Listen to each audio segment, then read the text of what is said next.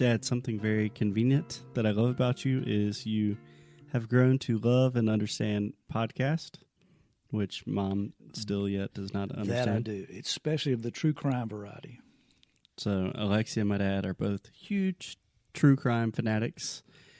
What would you say is your favorite podcast? Well, I got two go-tos, and please don't laugh at me. But if I'm in the car and I got an hour to kill, I always pull up Sword and Scale. This guy does 1 hour true crimes, and they're in and out 1 hour stories done. It's always just mesmerizing, well told, and always just bizarre, brutal things. That, You've probably listened to hundreds of those. I've probably listened to 50 or 60 of them for sure. He's got a couple hundred, and I love How I Made That, which you turned me on to, which is How I Built This. How I Built This. Yeah, which is, we've talked about on the show. They're talking about entrepreneurs that really, and most of them started from nothing. And a lot of these folks are billionaires now, and it's really fascinating to see how people, have started their business, and it really shows how that serendipity plays into just about every one of their successes. Absolutely. And obviously you were a huge fan of Serial, which was what put podcasting on the map. Yeah, Serial got me hooked too. Yeah. Yeah. They're coming out with an HBO show about Adnan. He's innocent, We don't know. I know. We don't know. You probably just caused a huge controversy in Brazil right now. All right, Dad, just a couple of questions to cap things off. If you were talking to a Brazilian who had never visited the U.S. before, where would you recommend they visit? Wow.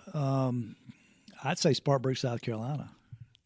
And hopefully Alexa would tell you if you want to see true America, you need to go to the small towns and just see how we live. But with that said, you got to go to New York, you got to go to L.A., you got to go to Las Vegas. My dad you got to go to Orlando. Does gamble. So just to give you some context, Dad, most of our listeners and pretty much all of my students, they have been to either Miami, Orlando, L.A., somewhere in California, and New York. All Brazilians go to all those places. Everywhere else is like, I've never heard of that. What is it? Well, sure. I mean, if I was going to visit Brazil, I'm going to go to Rio, Sao Paulo, or all the cool places. But how many beautiful small towns are there in Brazil that nobody goes and visits? And I think you're missing something if you don't see the true culture of people. Yeah. So focusing specifically on the South, you were born and raised in South Carolina. You left South Carolina for 4 years to go to the next state, Georgia, in Atlanta, to go to university, and then you came back. So you've lived in South Carolina for however old you are. Old. What do you think makes South Carolina or the South in general special or different from other parts of the U.S. that Brazilians might not know about? I mean, I would think if you talk to a fella from Omaha or Boise or, Phoenix, they're going to say their hometown is the best. I mean, we all have an affinity for where you grew up, where your friends are, and where your family is, and you get used to the weather and the scenery. But the South, and I've traveled a lot. I've traveled all over the world. Hadn't spent a lot of time, in like you have, Foster. Thank you. But I think you'll probably say that you met some of the finest people you ever met in a little village in Guatemala, and those people exist, in every small town in the world. But the Southern culture, to me, and I'm certainly am biased in that respect, it is there's a gentleness and a warmth and a authenticity to the Southern people that I just don't think that other parts of the country understand. And I hope, Alexia, you've seen it and you actually feel it. And I think we're misunderstood. I think we're misunderstood by a lot of the world. I mean, they think we're, that we're Hicks and we're country, and but we're just like any other part of any country. We have our ways, and I'm certainly comfortable in them. And I think we're the friendliest folks in the United States. That's for sure. Yeah, just end on a bang. Yeah, I would agree with. I mean, Southern hospitality is. It's a real thing. It's a real thing, and it is definitely on par with the best. All right, Dad. So to end, just to set the context really quick, last week I was talking to another English teacher from California, and we were talking about different translations of difficult words to translate from Portuguese to English. And we were talking about how to translate the word redneck. And then she said, "Would you be mad, or how do you feel if I call you a redneck?" So what do you think about the word redneck? Because when I was answering that question, I was like, my dad is depending on the company, will self-proclaim himself as a redneck, sometimes a Lebanese redneck, which doesn't truly make sense. But is a redneck good thing, bad thing, totally dependent on the purpose? I think redneck at one time was an endearing term, and the redneck was a farmer. And the farmer was a person who worked outside, literally from sunburn, and because he worked outside all the time. And I think it took on a negative connotation over the years, not from Southern people, not from other rednecks, but from other parts of the country. Don't get me wrong; there is a Southern component. A true redneck today, to me, is that really mean-spirited, maybe slightly racist. A real redneck has a negative connotation. A real redneck has a negative connotation. Now, a good old boy is kind of the best of the redneck.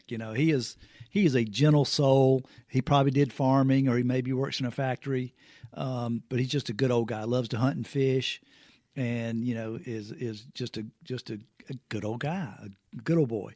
But redneck, I don't use redneck much anymore, just because it does have that negative connotation. But among friends, it wouldn't. Like, even among my friends, I could be like, I can say something, and I was like, that was, we're rednecks. Yeah, I would actually today. I think the word country has taken over redneck. Country just has a gentler. Country's still a safe word. Yes, for sure. That is a much safer word. So yeah, okay. So last question, Dad. I would like to seek a little bit of advice. You have owned and operated your own business for over 40 years now.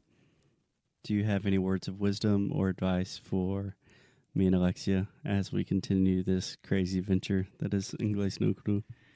Well, first of all, I'm so proud of you guys for doing what you're doing. I mean, and I apologize for infecting you with the entrepreneurial spirit, because I don't think you would ever be happy sitting behind a desk, working for the man.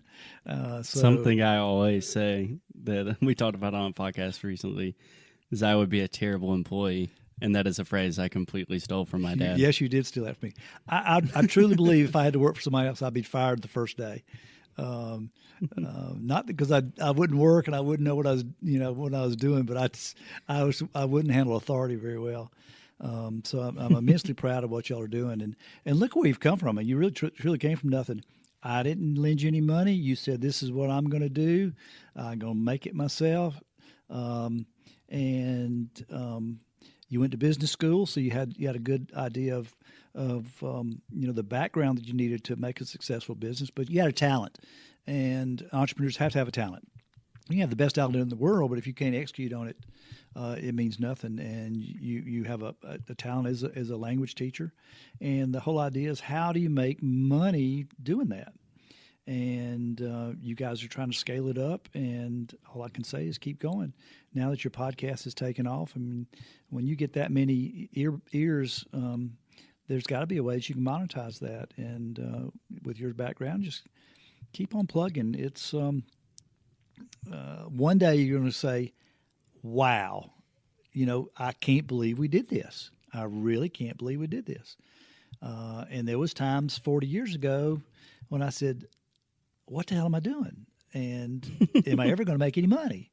I got 2 little kids and I'm broke. And then, all of a sudden you say, wow, how do we do this? Were you broke when you had us? We were broke. We were broke like most young parents. It takes that's encouraging. That's good to know. Kids are expensive, and it was tough. But but one thing you will realize that building a business is not an overnight success, and wealth is built over time.